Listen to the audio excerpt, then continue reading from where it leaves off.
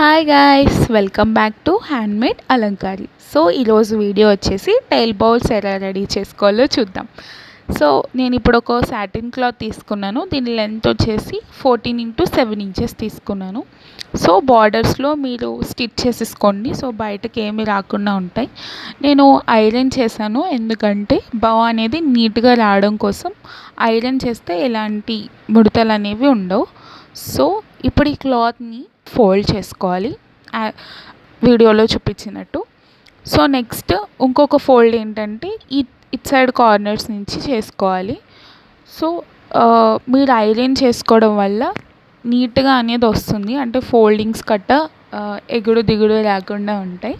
So మళ్ళీ వీడియోలో చూపిస్తున్నట్టు మీరు నీట్గా ఇలా ఫోల్డ్ చేసుకోండి. ఇలా ఫోల్డ్ చేసుకున్న తర్వాత మధ్యలోకి వచ్చేసి మీరు స్టిచ్ చేసుకోవాలి. నీడిల్ స్టిచ్ అయితే మీకు ఈజీగా ఉంటుంది బోరాడడం కోసం. సో అందుకని చెప్పేసి నేను దీన్ని నీడిల్తో స్టిచ్ చేస్తాను. మధ్యలోకి కింద నుంచి పైకి మొత్తం స్టిచ్ చేసేసుకోండి.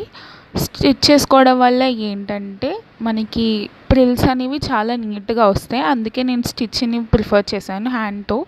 సో ఇలా మీకు చూపిస్తున్నట్టు హ్యాండ్తో నేను ఇలా డ్రాగ్ చేయాలి సాటిన్ క్లాత్ని. అప్పుడు ప్రిల్స్ అనేవి చూడండి ఎంత నీట్గా వస్తున్నాయో. ఇలా నీట్గా రావడం కోసమే హ్యాండ్ స్టిచ్ అనేది యూస్ చేశాను.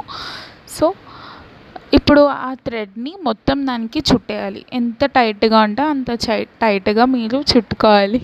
అప్పుడు ప్రిల్స్ అనేవి నీట్గా ఇప్పుడు మీరు నీట్గా థ్రెడ్ని అయితే రొటేట్ చేసుకోవాలి, దాన్ని చుట్టేసుకోవాలి. అప్పుడే మీకు ప్రిల్స్ అనేవి నీట్గా వస్తాయి.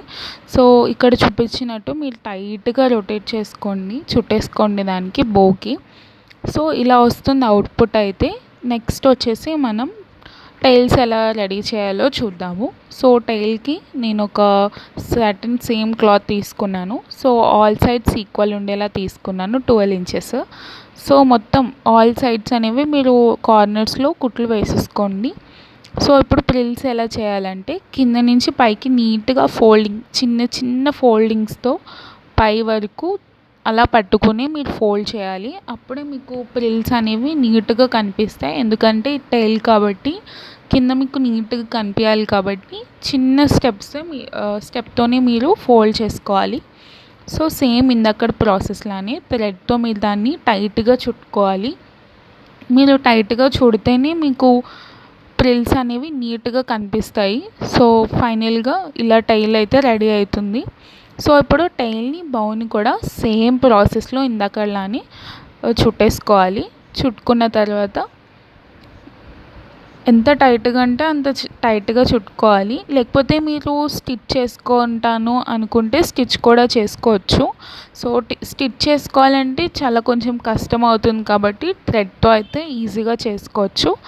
సో ఇలా అయితే కనిపిస్తుంది అటాచ్ చేసిన తర్వాత. సో మధ్యలో అయితే మనకి థ్రెడ్ అయితే కనిపిస్తుంది కాబట్టి మనం ఒక చిన్న క్లాత్ తీసుకొని దాంతో కవర్ చేయాలి. సో ఒక క్లాత్ తీసుకున్నాను. క్లాత్ తీసుకుని హాఫ్కి ఫోల్డ్ చేసి స్టిచ్ చేసుకోవాలి. ఇందులో చూపించినట్టు చూడండి, మొత్తం ఇట్లా స్టిచ్ చేసుకున్న తర్వాత లోపల మెయిన్ క్లాత్ని బయటకు తీసుకురావాలి.